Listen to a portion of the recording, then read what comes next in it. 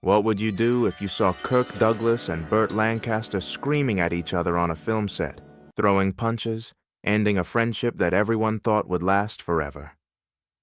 That's exactly what happened on the set of Gunfight at the OK Corral on March 7th, 1957. But what happened later that night in a hotel room would change everything. And 40 years later, at Burt Lancaster's funeral, Kirk Douglas told the story for the first time. It was a Thursday afternoon in Tucson, Arizona. The temperature was pushing 90 degrees. Kirk Douglas and Burt Lancaster, two of the biggest stars in Hollywood, were filming the climactic gunfight scene of their new Western. They had already made 2 films together. They were supposed to be friends. The press called them the most dynamic duo in Hollywood. Magazine covers showed them laughing together, arms around each other's shoulders, the perfect image of movie star friendship. But on that Thursday afternoon, the friendship exploded. The argument started over something small, a disagreement about how to play a scene. Kirk wanted to do it one way.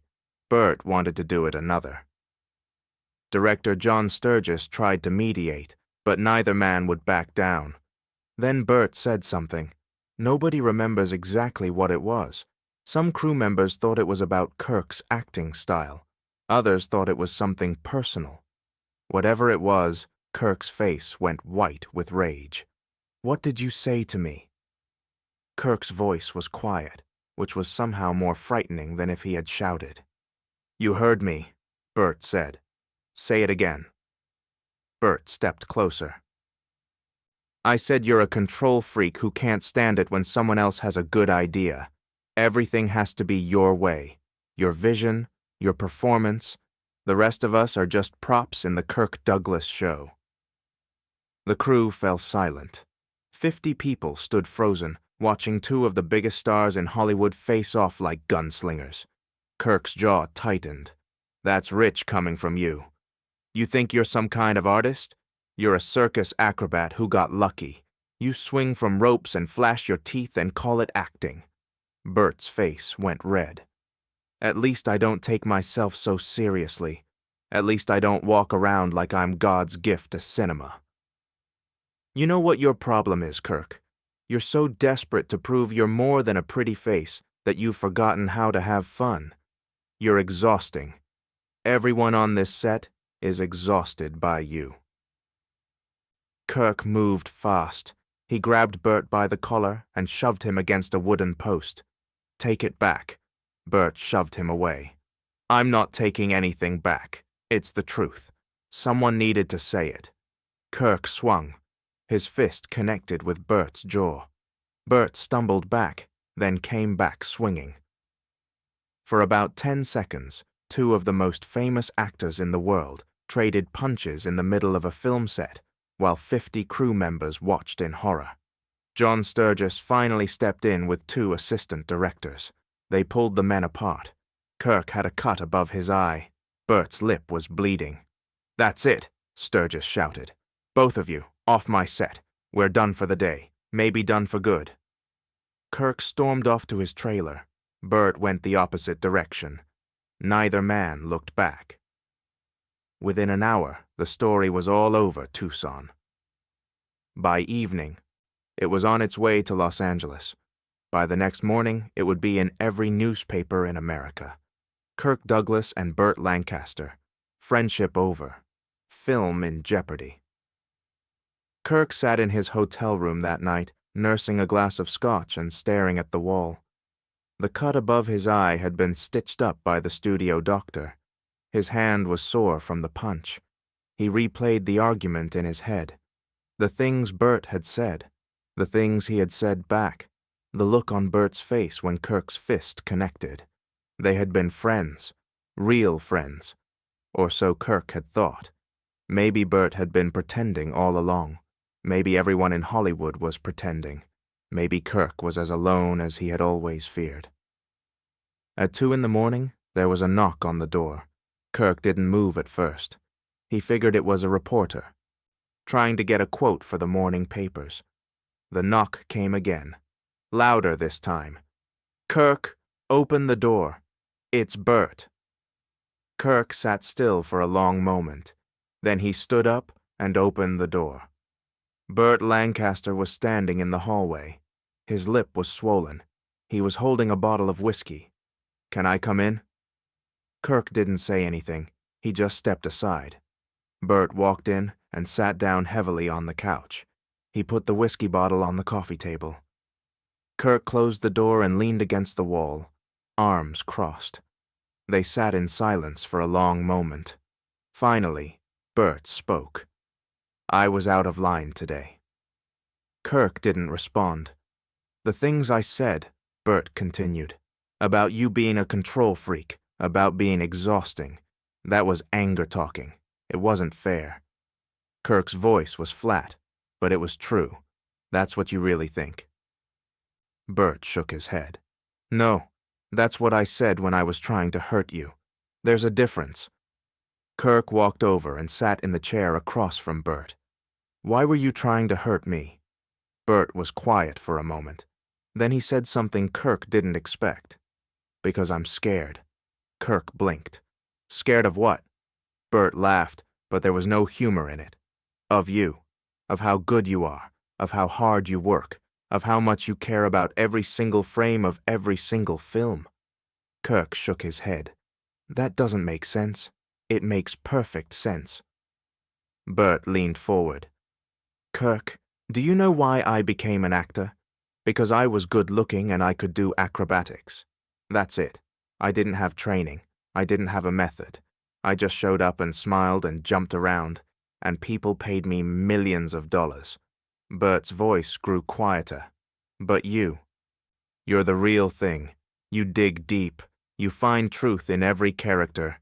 You push yourself and everyone around you to be better. And sometimes, when I'm standing next to you on set, I feel like a fraud." Kirk stared at him. "Burt, I've spent my entire career being jealous of you." Burt looked up, surprised. "Of me? Why?" "Because everything comes easy to you. The charm, the athleticism, the way people love you without you even trying. I have to fight for every ounce of respect. I have to prove myself over and over again. And you just walk onto a set, and everyone adores you." Burt laughed, a real laugh this time. "So I'm jealous of you, and you're jealous of me?" Kirk almost smiled. "Looks that way." They sat in silence for a moment. Then Burt opened the whiskey bottle and poured 2 glasses. He handed one to Kirk. "To being insecure idiots," Burt said.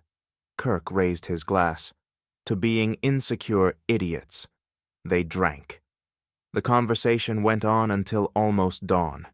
They talked about things they had never talked about before, their childhoods. Kirk growing up dirt poor in New York, the son of Russian immigrants, watching his father struggle and fail. Burt growing up in East Harlem, losing his father at age 5, raised by his mother in poverty. They talked about Hollywood, the phoniness of it, the pressure to always be on, the loneliness of fame. They talked about their fears. Kirk's fear that he would never be respected as a serious actor. Burt's fear that he would be exposed as a fraud who had gotten lucky. And they talked about friendship, real friendship, the kind that survives fights and harsh words and punches thrown in anger. By the time the sun came up, something had changed between them. "Kirk," Burt said, standing up to leave, "I have a proposition for you." "What's that?" "Let's make more films together. Not because the studio tells us to, because we want to, because we're better when we challenge each other." Kirk thought about it for a moment. "On one condition." "What?" "When I'm being a control freak, you tell me. And when you're coasting on charm, I tell you." Burt extended his hand. "Deal." They shook hands in the early morning light. Over the next 37 years, Kirk Douglas and Burt Lancaster made 7 films together. They won awards, they broke box office records, they became, as one critic wrote, the most compelling screen duo of their generation. But more than that, they became true friends. Not the fake Hollywood kind, The real kind. The kind that could survive arguments and disagreements and even punches. They vacationed together. Their families celebrated holidays together. When Kirk had hard times, Burt was there. When Burt had hard times, Kirk was there. In 1990, Burt Lancaster suffered a stroke that left him partially paralyzed. Kirk visited him every week. He read to him. He sat with him in silence. He held his hand when the bad days came. On October 20th, 1994, Burt Lancaster died of a heart attack at the age of 80. Kirk was devastated. At Burt's funeral, Kirk was asked to speak. He stood at the podium, looking out at hundreds of mourners, and for a long moment, he couldn't find words. Then he told the story. He told them about the fight on the set of Gunfight at the OK Corral, about the punches, about the things they said to each other, about Burt showing up at his hotel room at 2 a.m. with a bottle of whiskey.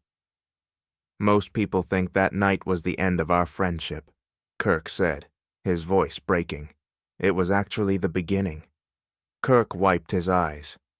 That night, we stopped being movie stars pretending to be friends. We became real friends. The kind who can say hard things to each other. The kind who can fight and forgive.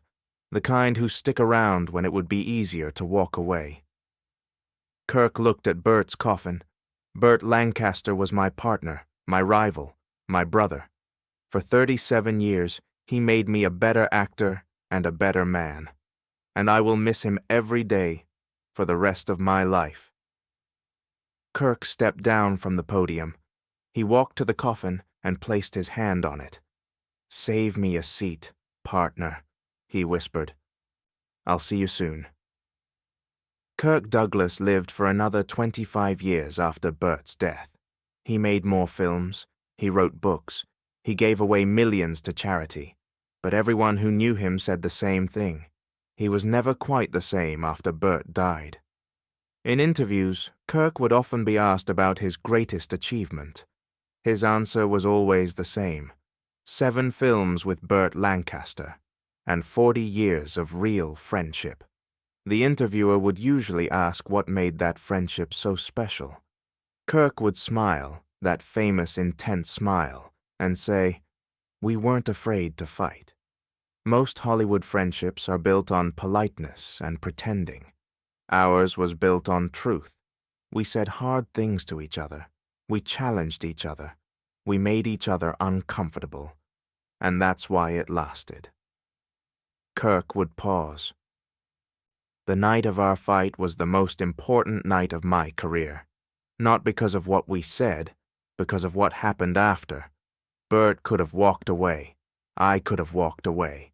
Instead, he showed up at my door at 2 a.m. with a bottle of whiskey and said, I was out of line. Kirk's eyes would grow distant. That's what real friendship looks like. Not avoiding conflict. Walking through it. Coming out the other side stronger.